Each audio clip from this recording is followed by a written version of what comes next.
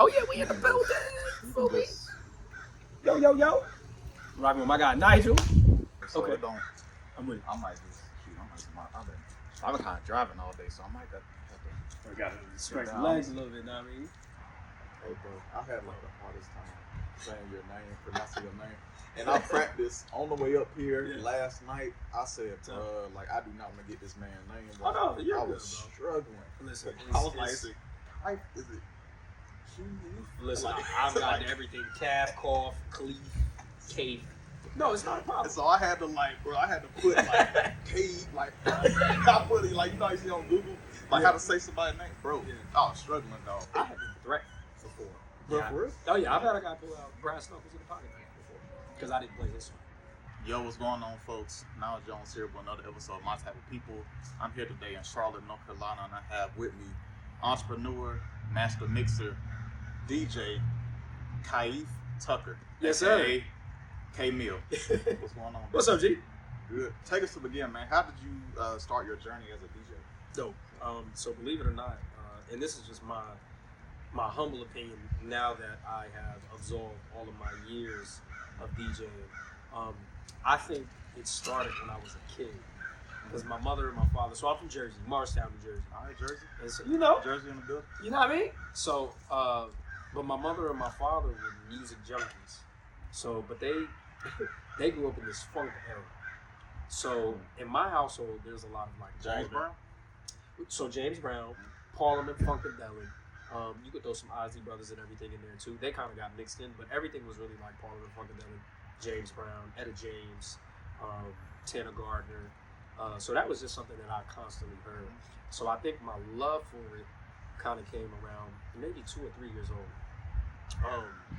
But I didn't actually get my hands on my first equipment until 2017. Oh man, so which is crazy. Yeah, recent, right. So 2017 was the first time I actually felt the manipulation of vinyl records, or not even vinyl records. I was with a controller because I couldn't afford vinyl at the time. Yeah. But you know, during that time, I had always had a love for music in general. So my buddy, his name is DJ Anwar. He doesn't DJ anymore, but I had seen him DJing at a radio station here in Charlotte. And I was like, yo, like, what kind of equipment is that? You know what I mean? So he had an SB2 at the time. It's a cheap little controller. It's like $100.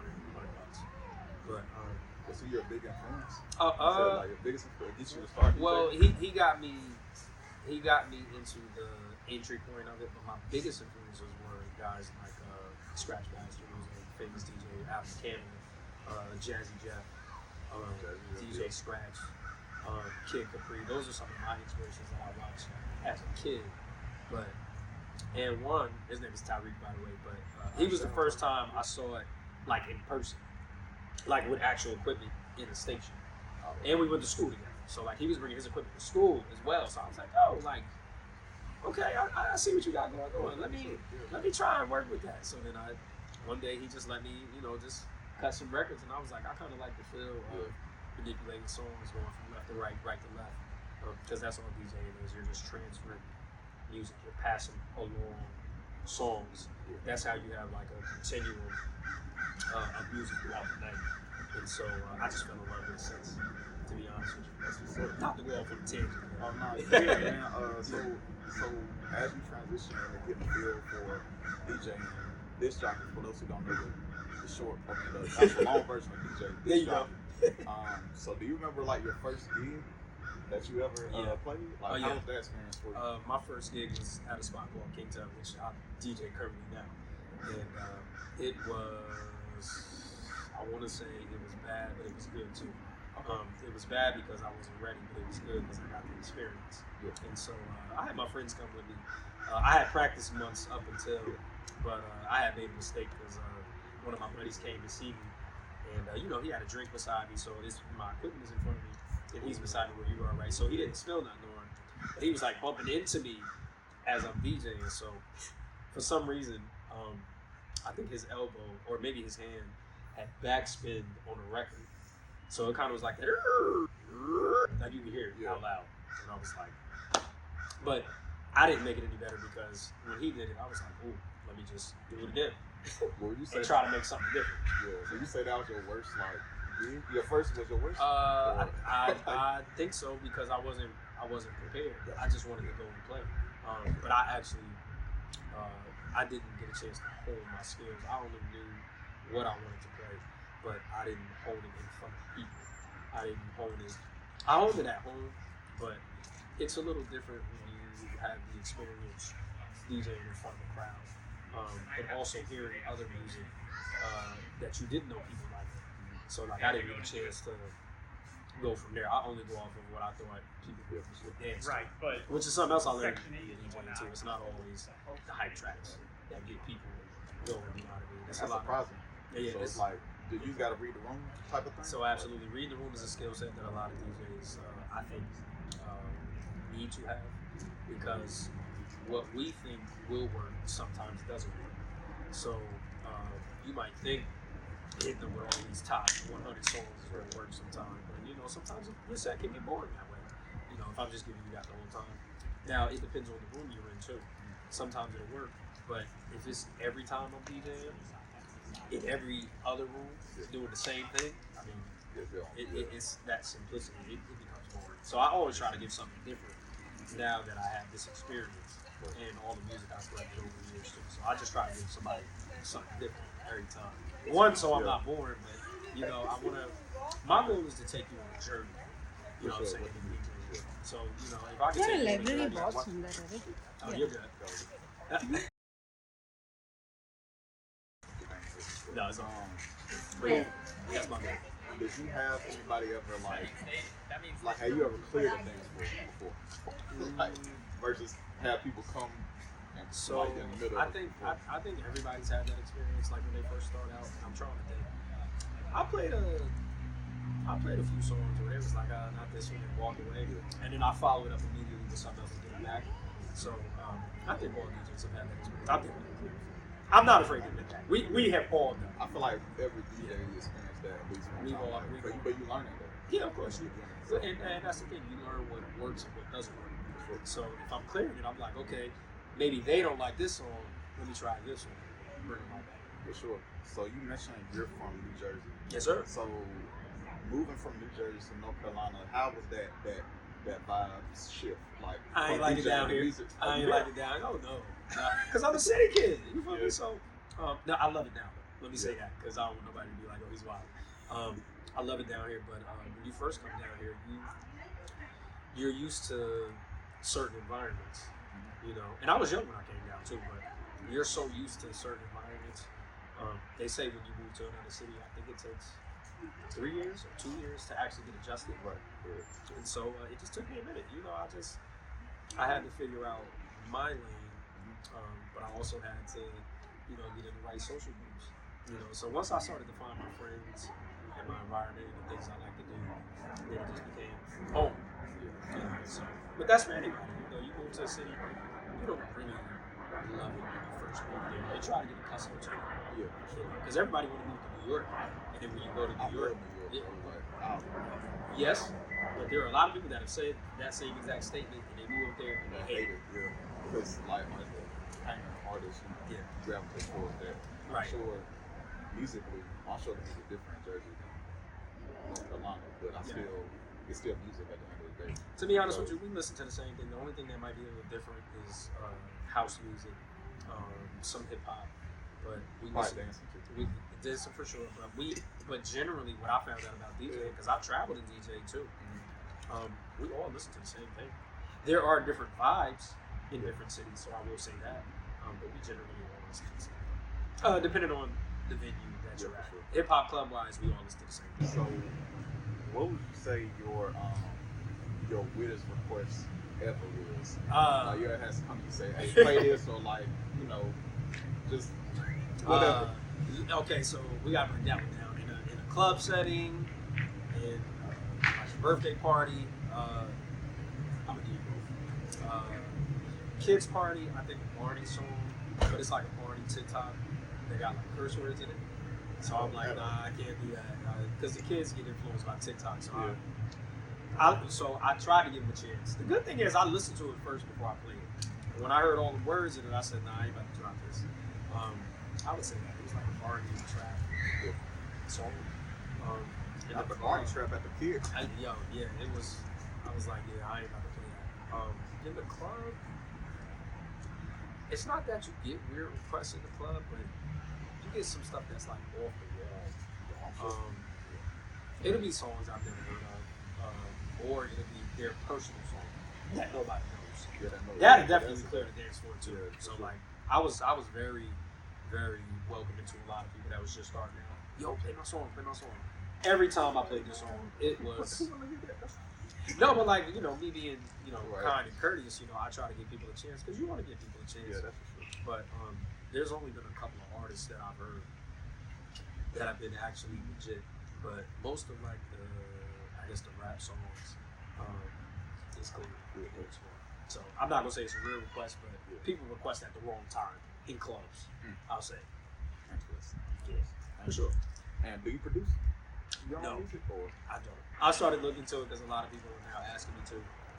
I think I'm gonna give it a shot, but I have no experience producing. I'm around a lot of producers, and that's the thing. I'm around so much talent and a lot of producers because most DJs are producers. Believe it or not. I come from the battle scene, which is where you're doing like routines and everything. But I've never got a chance to actually produce. So it's like on Juice. Like you saying Juice where your boy going into everybody says that, but yeah, that's battle DJ. So it don't sound like that, but yes, in that format, yes, for sure. So what's something about DJing that people like don't understand or they overlook? Oh, the music, the vibe, how the DJ is supposed to curate the night. A lot of people are very selfish when it comes to song requests. You can request a song, but some people want you to play it like right then and there. So there's nothing wrong with that, but does it match what's going on in the night? Yeah. So for example, I did a 90s party, 90s R&B party, right? And somebody wanted to hear, I think it was, Take Me Through There, Quavo, and YK Nice. And I was like, that's current. This isn't a 90s party. So I just think that people get a little selfish when it comes to requests. But all DJs will tell you that too. Cause y'all make the party. We try to. But there's nothing wrong with song requests. Just make sure it's a legit request. If I'm DJing a 90s party and you haven't heard this 90s song, ask for it. Yeah. But keep it for what we have. Yeah, that makes sense. If I'm doing an EDM festival, and I've done a couple of EDM festivals, ask for an EDM song. Yeah. Not something totally the opposite. Right. But people get mad at you if you don't play EDM. Like I said, I don't know if I did it. You got cussed out before? I have been threatened before. Yeah. For real? Oh yeah, I've had a guy pull out brass knuckles in the pocket knife before because I didn't play his song. So I just posted that interview yesterday too. You can check it out on my page. But I had a buddy, well not a buddy, excuse me, a guy. It was his song that he produced, he made, and I told him I would play it, and I listened to it when he sent it to me, and I was like, I didn't tell him that, but you say it the day. And so I waited a minute till the end of the night, but he wanted it played right then and there. So he's like, yo, like, you said you was gonna play it. Like, I don't have time to wait. Like, this gotta be played now. Yeah. I was like, bro, I got you. Let me get to it. Let me build up to it, because DJing is a build up to when it comes to songs.